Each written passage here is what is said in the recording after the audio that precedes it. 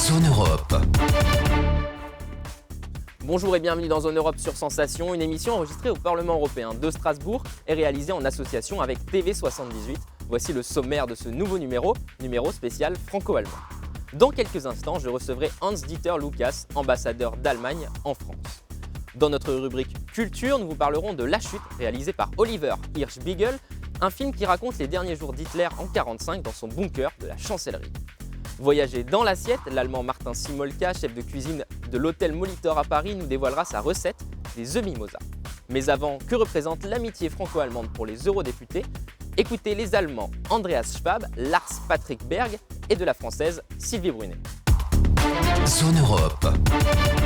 Ça représente le fondement même de cette Europe et de nos institutions européennes qui sont nées après les conflits mondiaux qu'on connaît, qu'on a connus. Et donc cette amitié franco-allemande, c'est tout le symbole de notre Europe et de la paix qu'on a voulu en construisant cette Europe.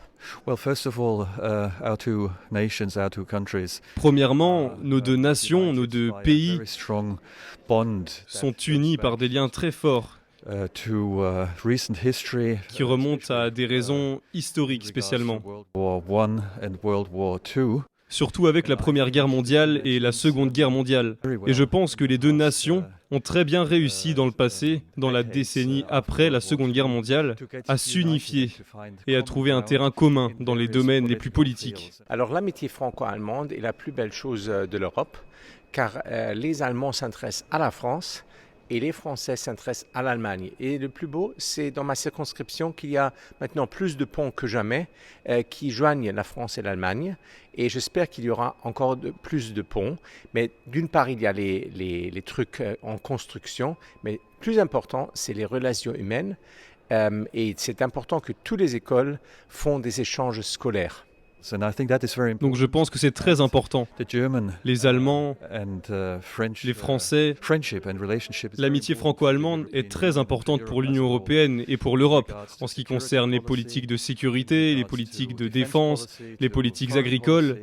C'est très important de réunir ces forces entre deux pays.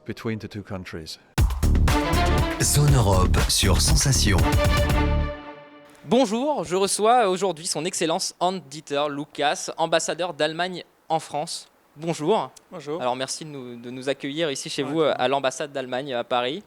Alors on en parlait tout à l'heure en off, le 22 janvier dernier, c'était la journée franco-allemande. Alors l'occasion de célébrer une amitié, une coopération entre nos deux pays. Pour vous qui êtes allemand, qu'est-ce que représente cette journée et est-ce que c'est important de célébrer l'amitié ?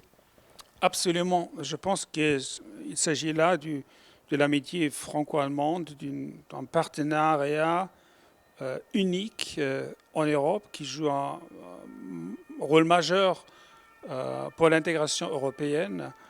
Et la réconciliation franco-allemande est importante dans cet aspect, mais ce qui importe vraiment, c'est bâtir un avenir ensemble.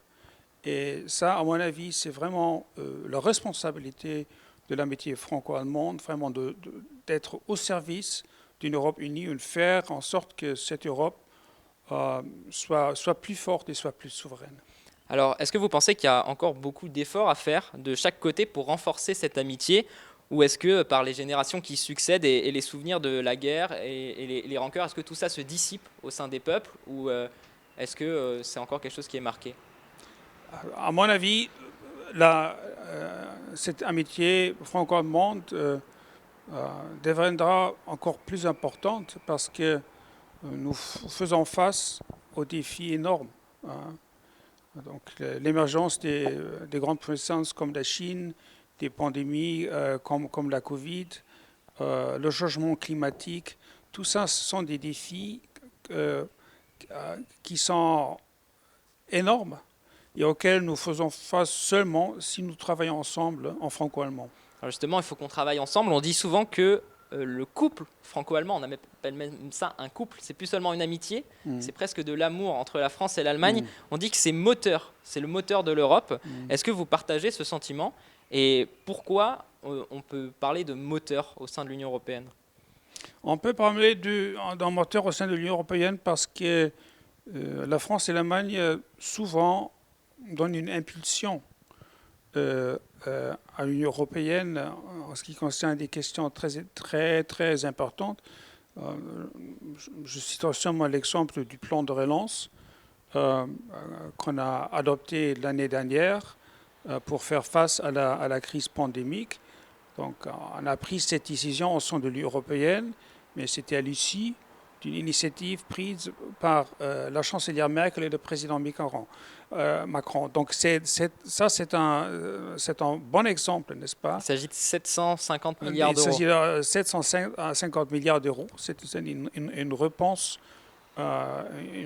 exceptionnelle à une crise exceptionnelle, et c'est dû vraiment aussi à une initiative franco-allemande. Alors, dans un couple, il y a de l'entente, mais il y a également de la discorde souvent. Comment ça se passe quand la France et l'Allemagne ne sont pas d'accord en Europe?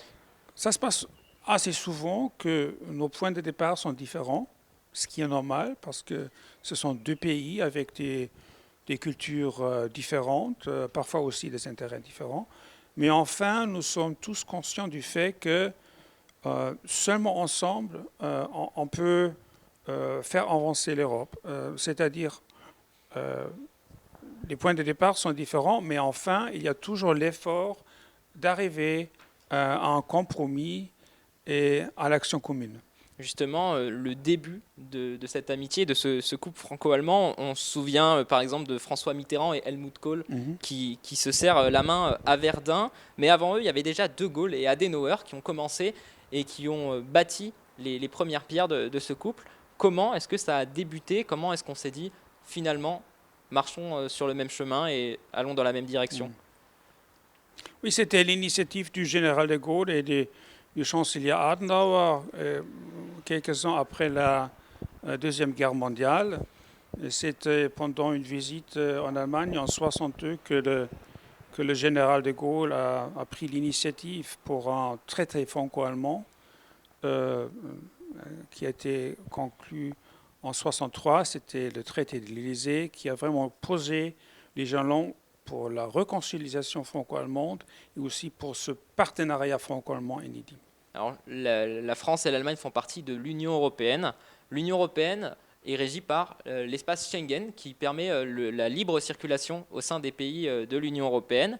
Mais lors de la crise sanitaire de Covid-19, dont on parle depuis plusieurs mois maintenant, il y a eu des tensions entre la France et l'Allemagne. On l'a vu notamment avec les travailleurs transfrontaliers en Moselle notamment, qui étaient obligés, pour aller en Allemagne, de se faire tester très régulièrement et pas forcément dans l'autre sens. La France n'a pas forcément mis ces mesures à exécution.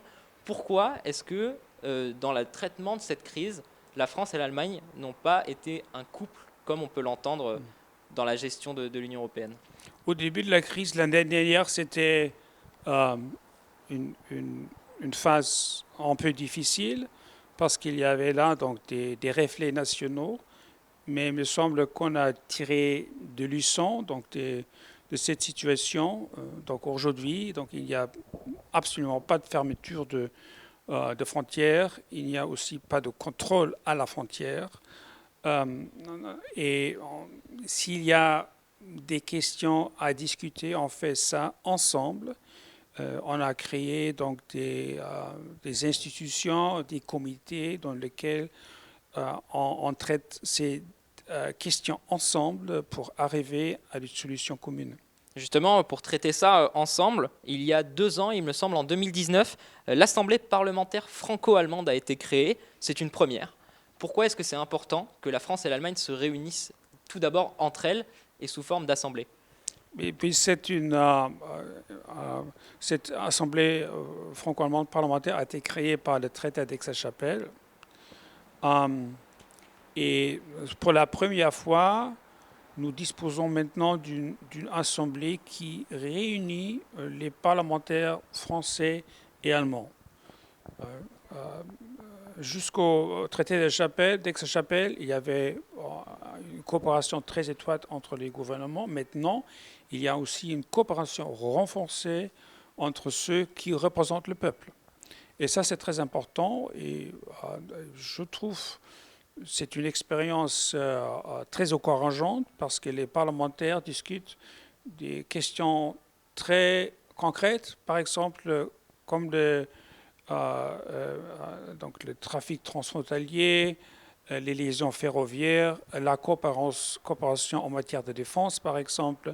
Donc, à mon avis, c'est très utile et très important. Et justement, est-ce que vous pensez que les peuples français et allemands sont contents de ça? Est-ce que les autres pays européens ne voient pas ça contre un affront peut-être à l'Union européenne? Parce que finalement, la France et l'Allemagne se réunissent dans leur coin avant d'aller voir les autres pays. C'est une coopération au service de l'Europe.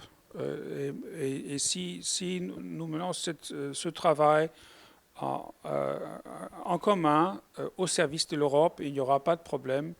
Et c'est quelque chose, les autres États membres attendent aussi de la France et de l'Allemagne, qui font des propositions pour l'Union européenne, pour notre travail commun en Europe. Alors justement, l'Europe, l'amitié franco-allemande, on en parle depuis le début de cet entretien. C'est quelque chose qui s'entretient.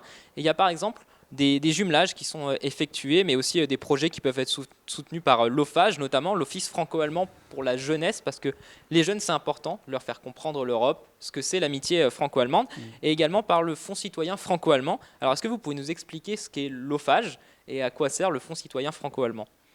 Oui, l'OFAGE, qui a été créé par le traité de l'Élysée, a pour but de faciliter les échanges entre les jeunes Français et les jeunes Allemands, aussi donc de promouvoir l'apprentissage de la langue du partenaire.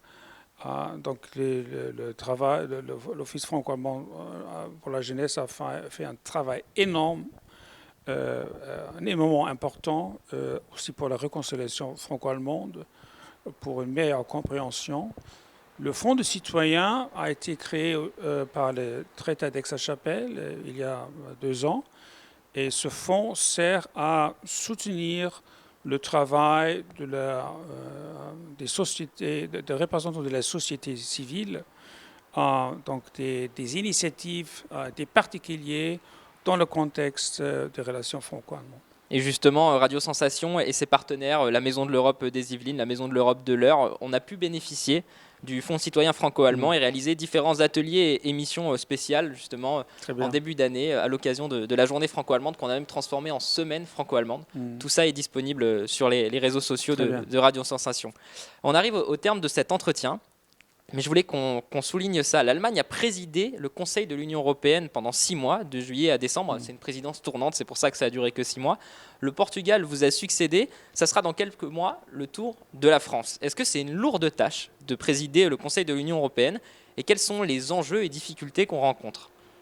Oui, c'est toujours une lourde tâche, notamment dans une phase qui est caractérisée par la crise pandémique. Donc c'était pas facile pour la présidence allemande, mais nous avons donc atteint nos objectifs, c'est-à-dire nous nous sommes mis d'accord sur le plan de relance, sur un budget pluriannuel pour l'Union européenne. On a fait des avancées en ce qui concerne le réchauffement climatique. On a fait des avancées sur le plan du numérique. Et finalement, on s'est mis aussi d'accord sur la question du Brexit. C'était aussi une question très épineuse. Mais il semble sur toutes les questions, donc on a vraiment fait des avancées et on est très fiers. Vous dites finalement on s'est mis d'accord, parce que est-ce que c'est difficile de mettre ces 27 membres d'accord? Et est-ce que quand on est président du Conseil de l'Union européenne, est-ce que justement on doit être en avant, on doit se mettre en avant et on doit défendre nos positions? Oui, c'est toujours un grand défi de réunir donc les 27 qui ont parfois des intérêts et des points de vue très différents. Et c'est la tâche d'une présidence du Conseil vraiment de réunir tous les 27 États et finalement d'arriver à une décision commune pour faire en sorte qu'à la fin, on soit capable d'agir ensemble. Et l'année prochaine, il y aura la présidence française et certainement l'Allemagne va soutenir pleinement la présidence française dans cette tâche. Merci beaucoup, Hans-Dieter Lucas, d'avoir été avec nous. Je rappelle que vous êtes ambassadeur d'Allemagne en France. Encore merci pour cet entretien. Merci à vous. Du cinéma à présent avec La Chute, réalisé par Oliver Hirschbiegel. Ce film est sorti en 2004, raconte les derniers jours de Hitler en 1945 dans son bunker de la chancellerie. Thomas Fleischer nous en dit plus. Zone Europe. Aujourd'hui, je vais vous parler d'un film allemand intitulé La Chute, Der Untergang en VO, sorti en 2004 et réalisé par Oliver Hirschbiegel. Le film relate les derniers jours de Hitler en 1945 dans le bunker de la chancellerie lors de la prise de Berlin par l'armée russe. On conseille à Hitler de fuir Berlin, mais ces derniers refusent. Jusqu'à son suicide, ce seront donc des accès de rage envers ses généraux, des décisions absurdes, un mépris pour la population civile qui mérite, selon lui, sa fin, sa chute donc. Ne reste aux côtés d'Hitler que ses généraux, son entourage personnel dont Goebbels et Eva Braun, et des secrétaires d'Hitler qui veulent rester auprès de lui. À propos des secrétaires, il y en a une qui joue un rôle important dans le film, à savoir Traudl Junge, qui est la plus jeune des 4 secrétaires du Führer. Elle témoigne au début et à la fin du film. Elle a été embauchée en 1943 et c'est d'ailleurs elle qui tapera son testament. Elle s'enfuira du bunker après le suicide d'Hitler.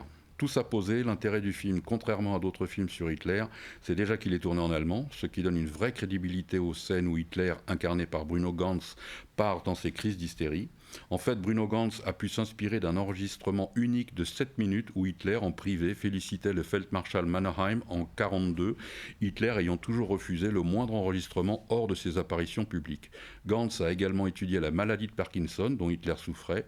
Il a également étudié la façon particulière de parler d'Hitler avec son accent autrichien auprès d'un jeune acteur originaire de la région de Braunau am Inn, ville natale d'Hitler. Aux côtés de Ganz, on a Alexandra Maria Lara, qui joue la secrétaire, Heino Fersch, qui interprète Albert Speer, ou encore Thomas Kretschmann, Michael Mendel, avec cette particularité que beaucoup de comédiennes ressemblent, même s'il y a bien sûr le maquillage, aux vrais personnages qu'ils incarnent. Pour l'anecdote, si on voit plusieurs morts violentes dans le film, on ne voit pas celle d'Hitler et d'Eva Braun, puisque le parti pris du film est de se baser sur des témoignages de personnes présentes dans le bunker, or personne n'a assisté à la mort d'Hitler et de sa femme. Une grande partie des extérieurs a été tournée à Saint-Pétersbourg. La scène la plus difficile à tourner pour l'équipe et les comédiens a été celle où Magda Goebbels empoisonne ses enfants. En parlant de poison justement, comme la majorité des capsules étaient fabriquées dans les camps, les Allemands qui se sont suicidés à cette époque non seulement avalaient le poison, mais utilisaient une arme pour être bien sûrs de réussir leur coup. C'est aussi la raison pour laquelle Hitler empoisonnera sa chienne afin d'être certain que le poison serait efficace sur lui. Plus légèrement, les scènes de rage du Führer ont donné lieu à des détournements sur le net où des parodies évoquent la colère d'Hitler à propos de la décevante bande-annonce d'Avatar ou du retard de la sortie de Harry Potter et le Prince de Sang Mêlé. Les œufs mimosa, vous connaissez sans doute, une recette revisitée par l'Allemand Martin Simolka, chef de cuisine de l'hôtel Molitor à Paris. Regardez. Zone Europe Voyage. Bonjour, je m'appelle Martin Simolka, je suis chef de cuisine au hôtel Molitor.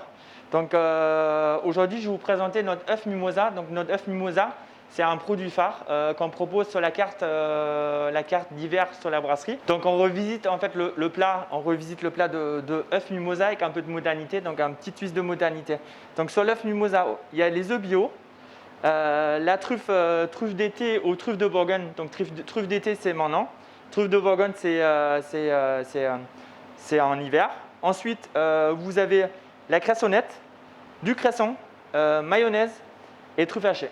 Donc pour l'histoire, aujourd'hui l'œuf, en fait, aujourd'hui je voulais mettre cet œuf à la carte parce que je voulais rendre l'œuf un peu plus sexy, de plus élégant. Et en fait, je cherchais ce produit, je cherchais qu'est-ce que je pourrais faire avec l'œuf parce qu'aujourd'hui, les œufs parfaits, on voit partout. Je voulais faire un œuf classique, mais quand même avec un petit twist de modernité. Du coup, je cherchais notre œuf mimosa. Donc l'œuf mimosa, c'est un peu classique. Et j'ai cherché avec un produit qui pourrait matcher avec. Donc là, j'ai pris la cressonnette et le cresson. En fait, c'est pour ramener un peu de fraîcheur à notre plat. Donc là, je vais commencer par les œufs. Donc les œufs bio, je vais les cuire. Je vais cuire en 2 façons. Donc je vais les cuire 9 minutes pour avoir un œuf qui est un peu plus moelleux. Et je vais cuire une deuxième partie 12 minutes pour que ça soit un peu plus cuit. Donc aujourd'hui, pourquoi 9 minutes? Pour que ça reste bien moelleux et qu'on n'a pas un œuf qui est tout dur. Je sais qu'on a la mayonnaise et tout, mais il faut que ça soit comme assez fondant. Et après, l'eau de l'œuf, c'est fait pour mon mimosa. Donc mon mimosa, je vais faire avec la petite râpe. Et il faut que ça soit un peu plus dur, que ça fasse quand même un œuf mimosa. Donc là, je ressors les œufs, je les mets à refroidir pendant 5 minutes. Il faut qu'ils soient bien frais.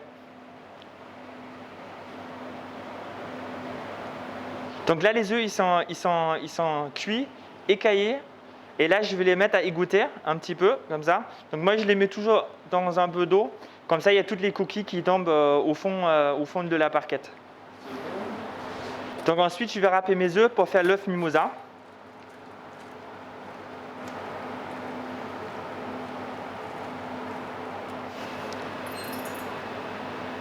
Donc là, je vais commencer à blanchir le cresson. Donc il y a deux tiers cuites et un tiers cru. Pourquoi cru? Parce qu'il faut que ça ramène un peu de fraîcheur. Et quand c'est cuit, souvent la fraîcheur, en fait, il s'en va. Donc là, à l'eau bouillon, vous laissez cuire pendant 5 à 10 minutes. Donc ça dépend, il faut que ça soit cuit, quoi.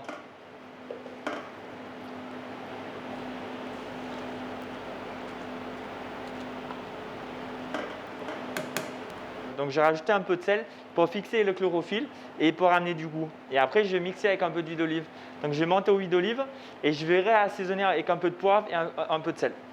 Donc là, on va assaisonner notre œuf mimosa. Donc très classique, une mayonnaise fait maison, donc avec bien moutardé, avec un peu de vinaigre de Xérès. Donc je rajoute 2-3 cuillères.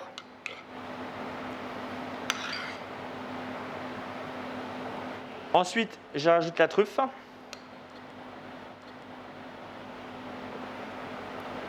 Sel, poivre, ciboulette, un peu de vinaigre,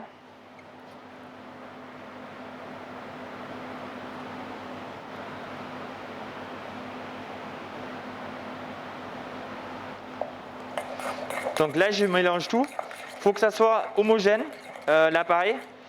Pas trop de maillot dedans, mais assez pour que ça ne soit pas trop compact. Donc là, vous voyez la consistance, elle est quand même assez liquide, quoi. Donc là, pour dresser, c'est plus simple en poche à douille.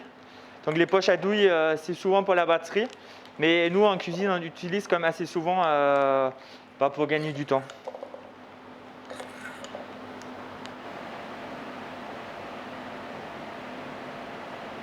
Donc là, le cresson, pour tester la cuisson, vous écrasez une feuille entre deux mains, donc ça s'écrase quand même assez facilement. Donc si vous voulez regarder, donc là, hop, là c'est bien cuit. Donc j'enlève, je ne refroidis pas. Donc je mixe à chaud avec mon cresson cru pour avoir une belle consistance.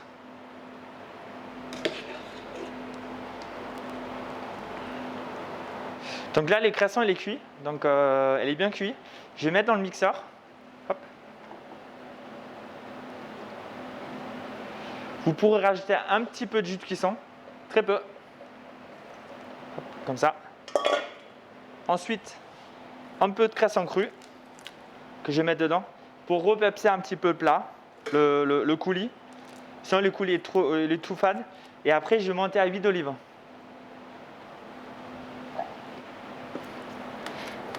Voilà, c'est bon.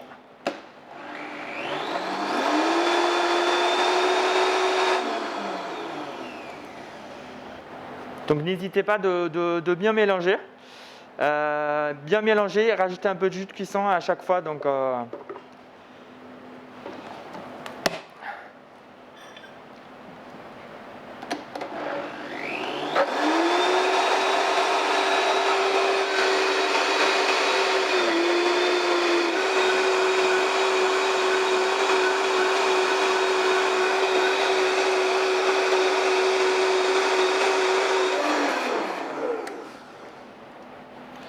donc là, tout est cuit, tout est mixé. Donc là, vous avez une consistance qui est bien liée. Voilà.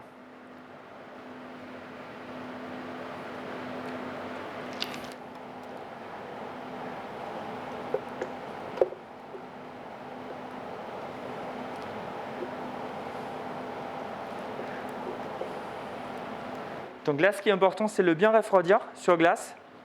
Donc je rajoute toujours un peu de glace avec un peu d'eau Comme ça refroidit rapidement et on va fixer la chlorophylle.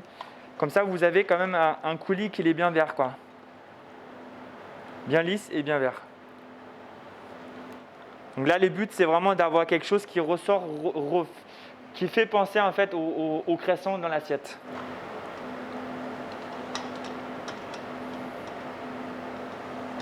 Donc là, je vais rajouter un peu de poivre, un petit moulin de poivre, pas trop, pour qu'on ressent bien le cresson, et un peu de sel.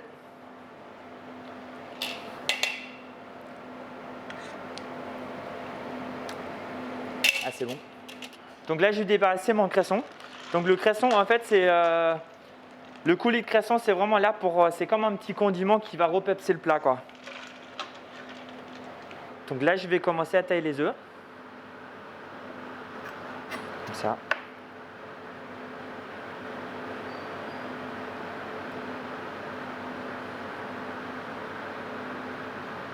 Donc là, comme vous voyez, en fait, c'est un œuf qui est un petit peu mollet, mais cuit en même temps. Donc le but, c'est vraiment d'avoir la gourmandise et pas quelque chose qui est trop sec, quoi. Donc je taille les deux petits embouts. Ça, c'est pour poser les œufs après. Hop.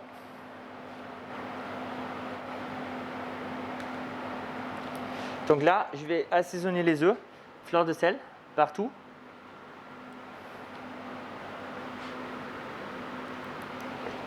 Poivre. Donc c'est super important de les bien assaisonner les œufs parce que sinon après c'est fade. Un œuf mimosa fade, c'est pas bon. Je vais rajouter mon mimosa. Assez généreux.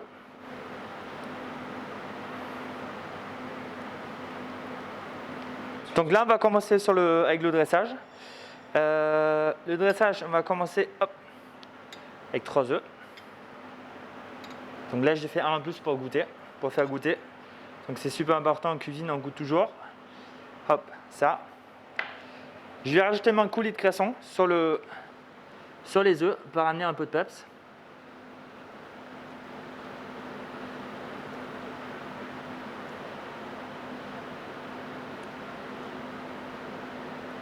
Je rajoute quelques points de cresson sur l'assiette.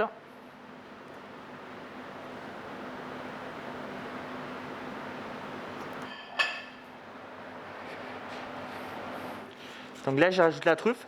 Là, on est plutôt sur la truffe d'été. Donc truffe d'été, elle est quand même assez léger. C'est un truffe qui les plonge dedans. Donc il n'est pas comme la truffe noire. Donc c'est pour ça un goût il est beaucoup moins puissant. Et ensuite, je rajoute la cressonnette.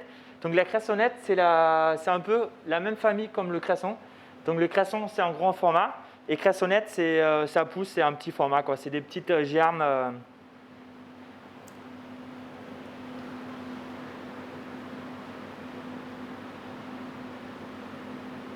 Que je rajoute sur chaque œuf.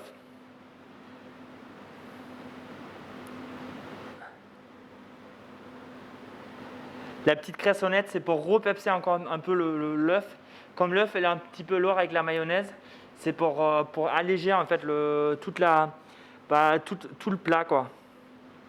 Donc là, pour l'anecdote, en fait, l'œuf mimosa, c'est un des premiers plats que je crée en fait pour le Molitor, depuis mon arrivée. Donc on a mis à la brasserie en place l'année passée. Donc notre œuf mimosa, classique avec du cressonnette, avec un peu de peps. L'œuf qui n'est pas trop dur, donc bien moelleux. La truffe pour amener le goût de champignon. La petite cressonnette pour repepser le plat. Donc là, la petite anecdote, c'est mon premier plat du Molitor.